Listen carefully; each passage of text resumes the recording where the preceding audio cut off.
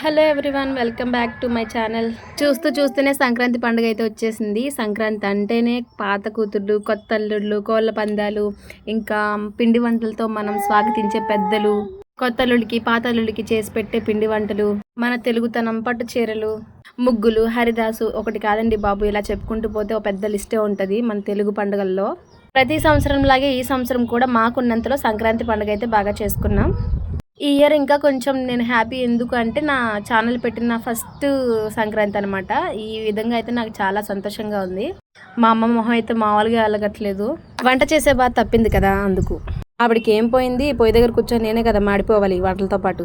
Specialist మరి అనుకోకండి, నేను స్పెషలిస్ట్నే. మా ఇంట్లో నేను స్పెషలిస్ట్నే, ఎందుకంటే మా అమ్మకి అసలు వంటలు ఏం రావు. స్పెషల్ వంటలు అయితే మా అమ్మ ఎప్పుడు చేయలేదు, కాబట్టి నేను ఎప్పుడు పండగకి వచ్చినా నాతోనే వంటలని చేస్తుంది. పైగా అక్కడ కూర్చొని ఇది చెయ్యి, అది చెయ్యి, ఇది ఎలా వండాలి, అది ఎలా వండాలి లెక్చర్లు కూడా ఇస్తూ ఉంటుంది.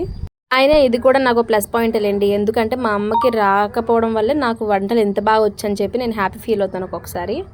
ఇంకా విషయానికి వస్తే, లాస్ట్ టైం నేను కుట్టుకున్న చీర అయితే నాకు హ్యాండ్ ఇచ్చింది. లేస్ అయితే ఒకటి స్టిచ్చింగ్ ఊడిపోయింది అనమాట. స్టిచ్చింగ్ కాదు, యాక్చువల్లీ అది గమ్ పెట్టి అంటించాను, అది ఊడిపోయింది. సో అందువల్ల ఇక్కడే మా అమ్మాళ్ళ ఇంట్లో కొన్ని చీరలు నాకు ఉండిపోయినాయి. అందులో ఒక చీర తీసుకొని అడ్జస్ట్ అయిపోయాను. కొత్త చీర అయితే కట్టుకోలేదు. పిల్లలకి స్నానాలు చేయించి నేను కూడా ఫ్రెష్ అయిపోయి ఇల్లంతా క్లీన్ చేసుకొని ఇంకా రంగంలోకి అయితే దిగాను, అదే వంటల్లోకి అయితే దిగాను.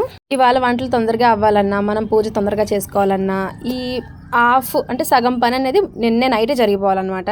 నైట్ చేసే పని ఇబ్బంది లేదులే, మా అమ్మ చేసేస్తుంది మొత్తం పనులన్నీ. మార్నింగ్ లేచి ఫ్రెష్ అయ్యి పిల్లల్ని రెడీ చేసి నేను వంట చేస్తే సరిపోద్ది అనమాట.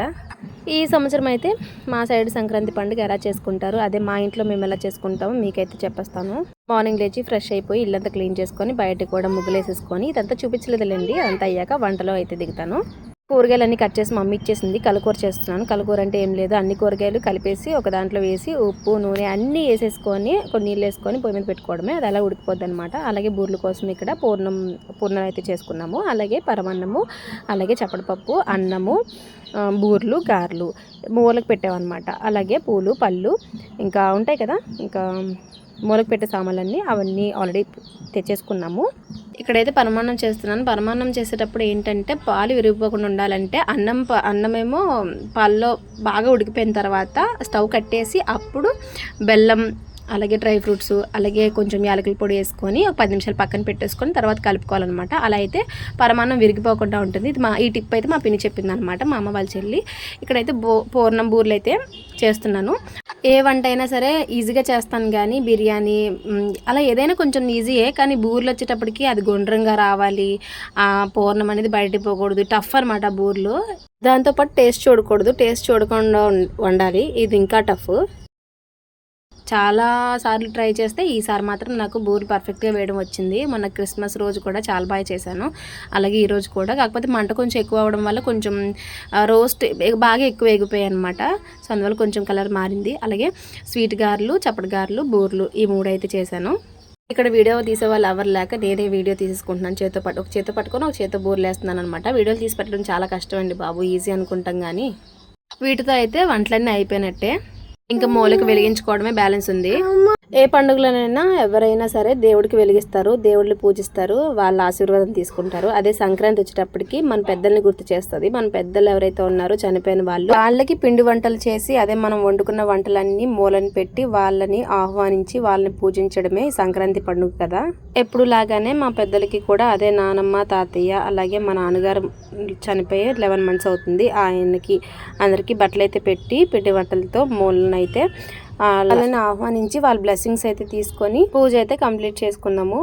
లాస్ట్ ఇయర్ ఇదే సంక్రాంతి పండుగకి మా నాన్న చేసిన హడావుడి ఎంత అంత కాదు. మా నాన్నకి మనుషులన్నా పండుగలన్నా నాలాగా చాలా ఇష్టం. ఎవరైనా ఇంటికి వస్తే చాలా ఎంత హ్యాపీ అయిపోతారో. మేము ఎప్పుడు వచ్చినా సరే చాలా హ్యాపీ అయిపోయేవారు, చాలా హడావుడి చేసేవారు. అలాంటిది ఈ సంవత్సరం మా నాన్న ఫోటో దగ్గర ఇలా వెలిగిస్తుంటే నాకు ఆ టైంలో చాలా ఎమోషనల్ అనిపించేసింది. కానీ ఏది ఏ టైంలో జరగాలో అదే ఆ టైంకే జరగాలి కదా, మనం ఏం చేయలేమన్నమాట. అందులో నేను ఒక్కరిదాన్నే కూతుర్ని, నేనంటే మా నాన్నకి చాలా అంటే చాలా ఇష్టం. సర్లేండి, మన చేతుల్లో లేని దాని గురించి మనం ఎంత ఆలోచించినా ఉపయోగం లేదు, తప్పదు, ఎక్కడిదక్కడ వదిలేయాలి. అదే లైఫ్ అంటే. మన చేతుల్లో ఏది లేదు, ఏది అలా జరుగుతుందో అది అలా చూస్తూ ఉండడమే మన పని, జరిగేది జరుగుతూ ఉంటుంది. పూజ విషయానికి వస్తే చాలా బాగా జరిగింది. మా సైడ్ సంక్రాంతి పండుగ అయితే ఇలా చేసుకుంటారు, మరి అన్ని చోట్ల ఎలాగా ఉంటుందో లేదనేది నాకు తెలీదు.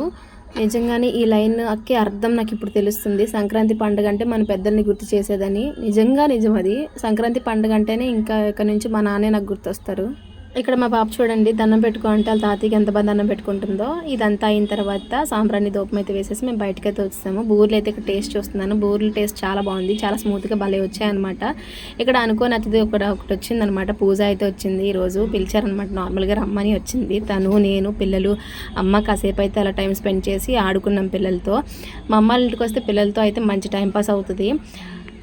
నాకైతే ఏ పని ఉండదు, ఓన్లీ వంట చేసుకోవడం, పిల్లల్ని చూసుకోవడం. ఈ 2 పనులే మా అమ్మ ఇంట్లో నాకు ఉండేవి. మిగతా అన్ని మా అమ్మ చూసుకుంటుంది. నాకు కాసేపు టైం స్పెండ్ చేసి తర్వాత భోజనం అయితే చేస్తాము. సంక్రాంతి పండుగ రోజు ఏదైనా పండుగల టైంలోనే కదా అందరూ కలిసి కూర్చొని భోజనం చేస్తారు. ఇది అంటే నాకు చాలా ఇష్టము. ఇంకా టేస్టింగ్ టైము, ఏమేమి వండినా అవన్నీ టేస్ట్ చేస్తూ కబుర్లు చెప్పుకుంటూ హ్యాపీగా భోజనం అయితే చేస్తాము. ఈయన మా అన్నయ్య. చిన్న పాప ఏమో గ్రేప్స్ తింటుంది, అన్నం తిందంట. పెద్ద పాప ఏమో చిప్స్ తింటుంది. ఆ భోజనాలతో అయితే మా సంక్రాంతి పండుగ అయిపోయినట్టే. ఇంకెక్కడికి బయటకు వెళ్ళేది లేదు. మేము ప్రతి సంవత్సరం ఇలాగే చేసుకుంటాము. రేపు కనుమ పండుగ కాబట్టి రేపు ఎక్కడికైనా వెళ్ళేది ఉందో లేదో చూడాలి. నెక్స్ట్ వీడియోలో మళ్ళీ కలుద్దాము. మరొకసారి సంక్రాంతి శుభాకాంక్షలు. వీడియో నచ్చితే లైక్ చేయడం మాత్రం మర్చిపోవద్దు. Bye bye.